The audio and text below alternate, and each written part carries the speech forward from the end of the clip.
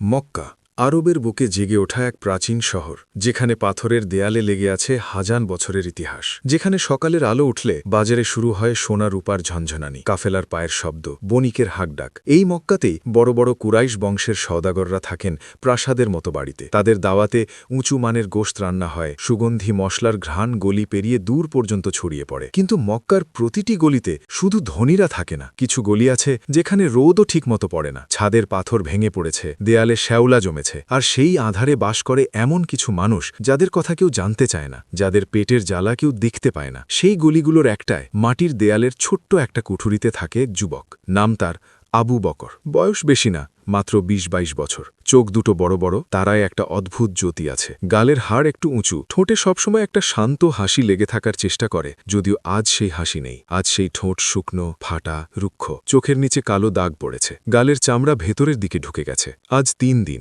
দিন ধরে আবু বকরের পেটে কিচ্ছু পড়েনি। প্রথম দিন সে ভেবেছিল হয়তো কোনো কাজ পাবে, বন্দরের দিকে গিয়েছিল কাফেলার মালপত্র বহন করার কাজ, কিন্তু সেদিন অন্যরা আগেই জায়গা নিয়ে নিয়েছিল। সে ফিরে এসেছিল খালি হাতে। দ্বিতীয় দিন সে চেষ্টা করেছিল একজন কুমোরের কাছে, মাটির পাত্র বানানো বা বহন করার কাজ। কুমোর বললেন দুর্বল হাতে কাজ হবে না। সে চলে এসেছিল। তৃতীয় দিন, আজ সে আর বের হওয়ার শক্তি পায়নি। সকালবেলা উঠে বসেছিল, কিন্তু মাথাটা এত হালকা লাগছিল যে মনে হচ্ছিল এক্ষুনি পড়ে যাবে। পেটের ভেতরে কোনো শব্দ নেই। ক্ষুধার শুরুতে পেট ডাকে, চেঁচায়, অনুযোগ করে, কিন্তু ৩ দিন পর পেট চুপ হয়ে যায়। সেই চুপ থাকাটা আরও ভয়ের। মনে হয় যেন শরীর আর আশাও করছে না। আবু বকর দেয়ালে হেলান দিয়ে বসেছিল। চোখ বুঝলেই রুটির গন্ধ পাচ্ছিল কোথাও থেকে, সম্ভবত পাশের গলিতে কেউ রান্না করছে, ঘি দিয়ে কিছু ভাজছে। সেই গন্ধটা নাক দিয়ে ঢুকে সরাসরি পেটে গিয়ে আঘাত করছিল।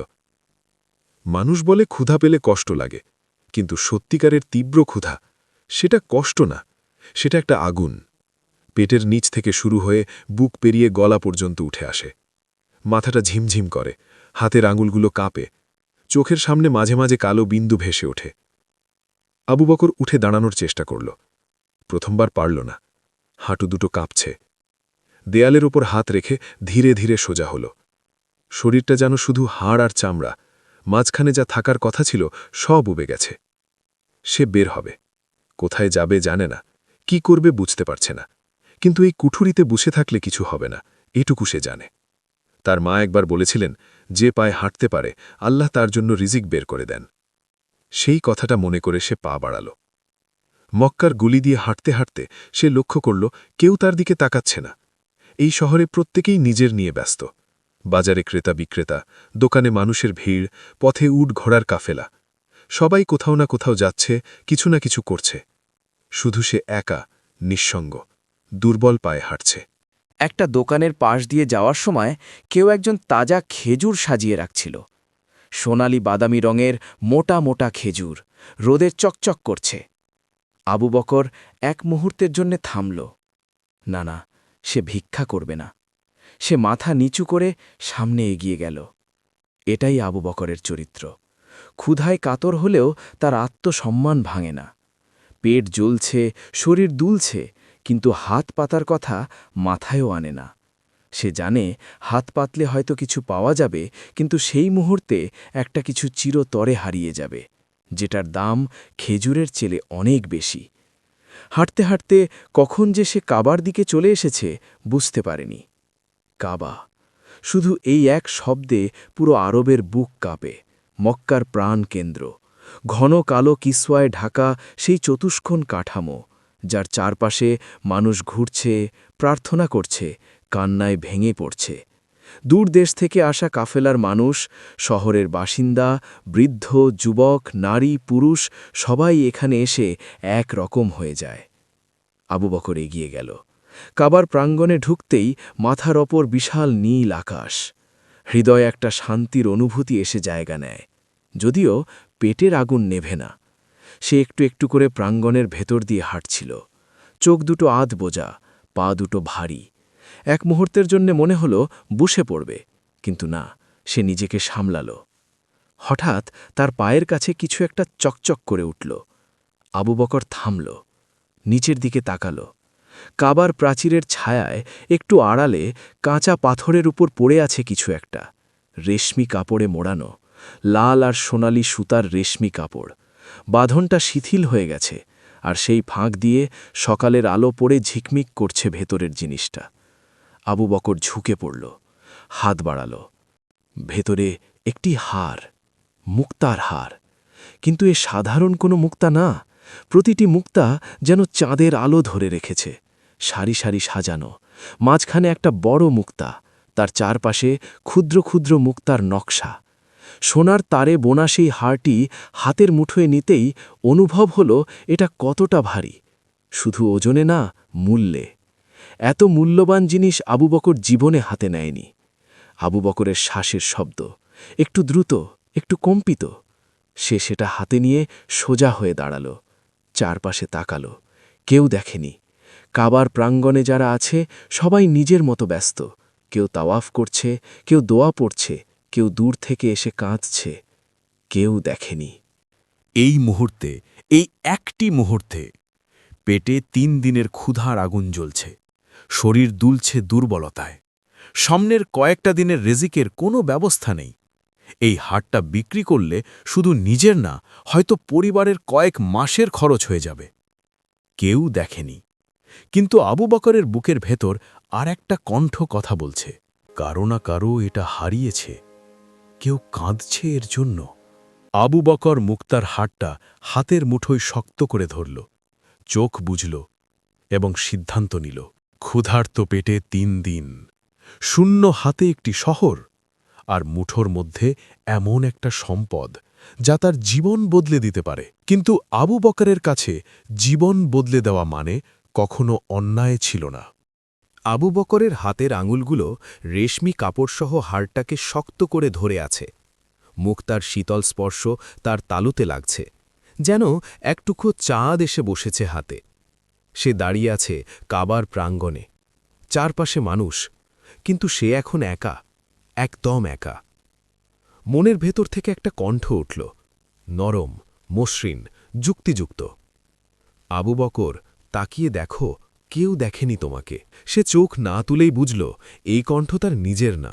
৩ দিন, ৩টে দিন তুমি না খেয়ে আছো, তোমার শরীর ভাঙছে, তোমার পা কাঁপছে। এই মুহূর্তে তোমার হাতে যা আছে সেটা আল্লাহর তরফ থেকেই তো এসেছে। নইলে ঠিক এই জায়গায়, ঠিক এই মুহূর্তে তুমি এটা পেলে কেন? আবু বকরের বুকের ভেতর কিছু একটা নড়ে উঠল। না, না, সেই কথা মানবে না। কিন্তু কণ্ঠটা থামল না। শোনো, যে হারিয়েছে সে ধনী, দেখতেই পাচ্ছ, এত দামি জিনিস যার ছিল সে কি না খেয়ে মরবে? সে আরেকটা কিনে নেবে। কিন্তু তুমি, তোমার মা কি আজ খেয়েছেন? তোমার ছোট বোন কি আজ ঘুমের মধ্যে ক্ষুধায় কেঁদেছে? এবারে আঘাতটা গেল সরাসরি বুকে। আবু বকর চোখ বুঝল, সত্যিই তো। তার ছোট বোনের মুখটা মনে পড়ল। হাড় জিরজিরে শরীর, বড় বড় চোখ, সকালে উঠে চুপচাপ বসে থাকে, কারণ অভিযোগ করতে জানে না। তার মা, যিনি নিজে না খেয়ে সন্তানদের খাওয়ানোর চেষ্টা করেন, কিন্তু যখন কিছুই থাকে না তখন পানি খেয়ে শুয়ে পড়েন। এটা নাও, বাজারে বিক্রি করো, কেউ জানবে না, কেউ দেখেনি।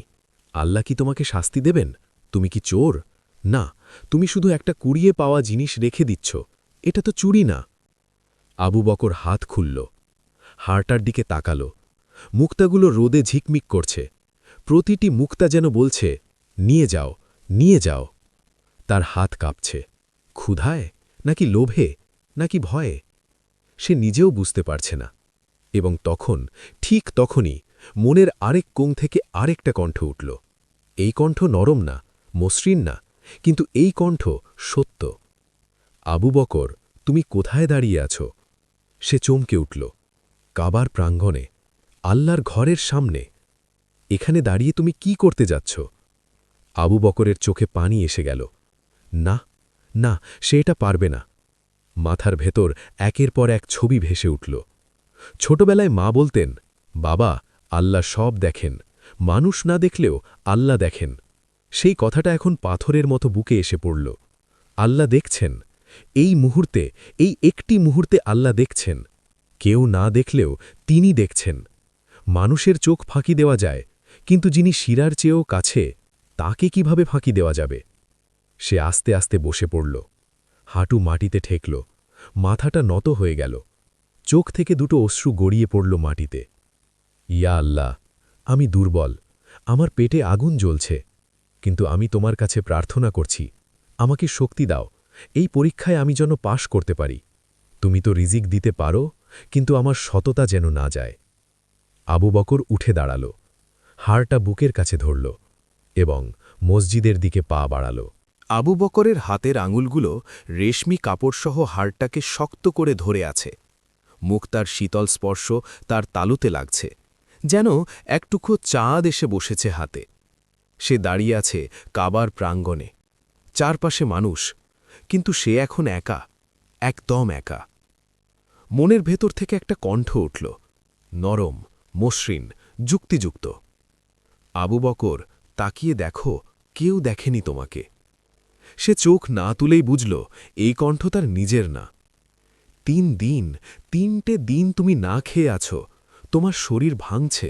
তোমার পা কাঁপছে এই মুহূর্তে তোমার হাতে যা আছে সেটা আল্লাহর তরফ থেকেই তো এসেছে নইলে ঠিক এই জায়গায় ঠিক এই মুহূর্তে তুমি এটা পেলে কেন আবু বকরের বুকের ভেতর কিছু একটা নড়ে উঠল না না সেই কথা মানবে না কিন্তু কণ্ঠটা থামল না শোনো যে হারিয়েছে সে ধনী দেখতেই পাচ্ছ এত দামি জিনিস যার ছিল সে কি না খেয়ে মরবে সে আরেকটা কিনে নেবে কিন্তু তুমি তোমার মা কি আজ খেয়েছেন তোমার ছোট বোন কি আজ ঘুমের মধ্যে ক্ষুধায় কেঁদেছে এবারে আঘাতটা গেল সরাসরি বুকে আবু বকর চোখ বুঝল সত্যিই তো তার ছোট বোনের মুখটা মনে পড়ল হাড় জিরজিরে শরীর বড় বড় চোখ সকালে উঠে চুপচাপ বসে থাকে কারণ অভিযোগ করতে জানে না তার মা যিনি নিজে না খেয়ে সন্তানদের খাওয়ানোর চেষ্টা করেন কিন্তু যখন কিছুই থাকে না তখন পানি খেয়ে শুয়ে পড়েন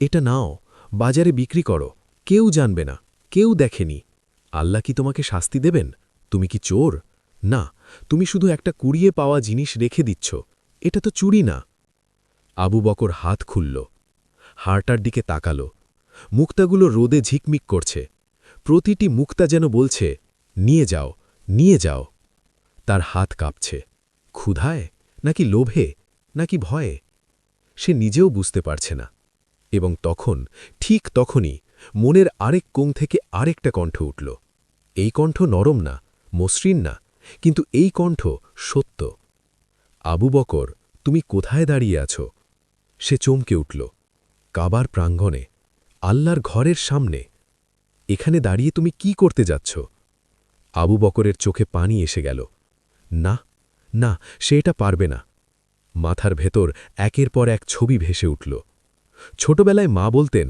বাবা আল্লাহ সব দেখেন মানুষ না দেখলেও আল্লাহ দেখেন সেই কথাটা এখন পাথরের মতো বুকে এসে পড়ল আল্লাহ দেখছেন এই মুহূর্তে এই একটি মুহূর্তে আল্লাহ দেখছেন কেউ না দেখলেও তিনি দেখছেন মানুষের চোখ ফাঁকি দেওয়া যায় কিন্তু যিনি শিরার চেয়েও কাছে তাকে কিভাবে ফাঁকি দেওয়া যাবে সে আস্তে আস্তে বসে পড়ল হাঁটু মাটিতে ঠেকল মাথাটা নত হয়ে গেল চোখ থেকে দুটো অশ্রু গড়িয়ে পড়ল মাটিতে ইয়া আল্লাহ আমি দুর্বল আমার পেটে আগুন জ্বলছে কিন্তু আমি তোমার কাছে প্রার্থনা করছি আমাকে শক্তি দাও এই পরীক্ষায় আমি যেন পাশ করতে পারি তুমি তো রিজিক দিতে পারো কিন্তু আমার সততা যেন না যায় আবু বকর উঠে দাঁড়াল হাড়টা বুকের কাছে ধরল এবং মসজিদের দিকে পা বাড়াল মসজিদে ঢুকতেই আবু বকর থমকে গেল এক কোণে একজন বৃদ্ধ মানুষ বসে আছেন সাদা দাড়ি গায়ে উন্নত পোশাক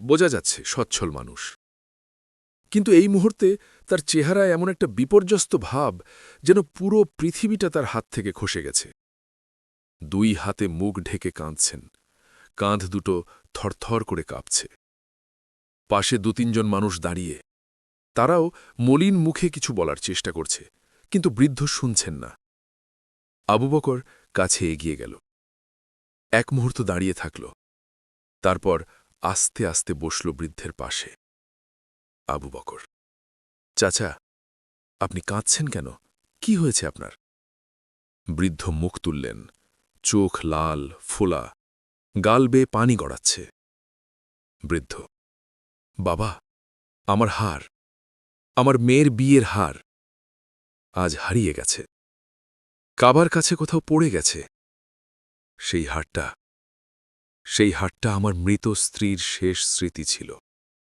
মরার আগে বললেছিলেন, এটা আমার মেয়েকে দিও বিয়ের দিন। আজ আমার মেয়ের বিয়ে। আর হাড়টা গলা ভেঙে গেল। আবার মুখ ঢাকলেন 2 হাতে। আবু বকরের বুকের ভেতর কিছু একটা মুচড়ে গেল।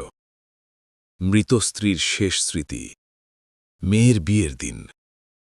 সে বুঝতে পারল, এই হাড়টা শুধু সোনা মুক্তার গয়না না, এটা একটা মায়ের শেষ ভালোবাসা, একটা বাবার শেষ প্রতিশ্রুতি, একটা মেয়ের জীবনের সবচেয়ে বড় দিনের আশা। আবু বকর হাত বাড়াল, রেশমি কাপড়সহ হাড়টা বৃদ্ধের হাতে রাখল। আবু বকর, চাচা, এটা কি আপনার? বৃদ্ধ হাত সরালেন, তাকালেন। 1 মুহূর্ত, 2 মুহূর্ত, তারপর তার হাত কাঁপতে কাঁপতে সেই হাড়টা ছুল। রেশমি কাপড়ের ভাঁজ খুলল, মুক্তার হার বের হল। বৃদ্ধ চিৎকার করে কেঁদে উঠলেন, আল্লাহ, আল্লাহ, ইয়া রাব্বি! মসজিদের মানুষ ঘুরে তাকাল। বৃদ্ধ হাড়টা বুকে চেপে ধরলেন, কাঁদছেন, কিন্তু এখন এই কান্না অন্যরকম। এই কান্নায় যন্ত্রণা নেই, আছে মুক্তির শ্বাস, আছে কৃতজ্ঞতার বন্যা। বৃদ্ধ আবু বকরের দিকে তাকালেন। সেই দৃষ্টিতে এমন কিছু ছিল যা ভাষায় বলা যায় না, একজন বাবার দৃষ্টি যার সন্তানের সুখ ফিরে এসেছে। বৃদ্ধ, বাবা, তুমি কোথায় পেলে এটা? কাবার প্রাঙ্গণে পাথরের উপর পড়েছিল। তুমি এখনই নিয়ে এলে? কতক্ষণ লে পেয়েছিলে? আবু বকর একটু থামল। আবু বকর, কিছুক্ষণ আগে। বৃদ্ধ চোখ মুছলেন, একটু সামলে নিলেন, তারপর কাছে বসা একজনকে ইশারা করলেন। সেই লোকটি একটি থলি এগিয়ে দিল। বৃদ্ধ, বাবা, এটা নাও। আবু বকর তাকাল। থলিটা ভারী, ভেতরে কিছু ঝনঝন করছে। বৃদ্ধ, 500 স্বর্ণমুদ্রা, এটা তোমার পুরস্কার।